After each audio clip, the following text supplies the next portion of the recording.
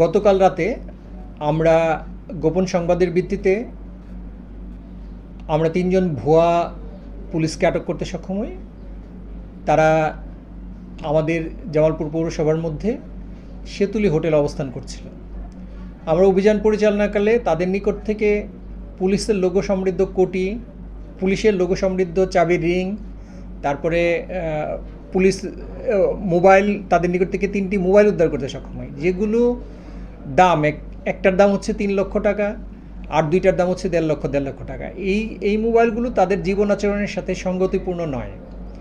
এছাড়া আমরা তাদের নিকট থেকে আমরা জানতে পেরেছি যে তারা দীর্ঘদিন যাবৎ এই জামালপুরের হোটেলগুলোতে তারা অবস্থান করে, 10-15 দিন করে তারা এখানে অবস্থান করে, তারা বিভিন্ন অপরাধ কর্মকাণ্ড সম্পন্ন করে আবার তারা অন্যত্র চলে যায়।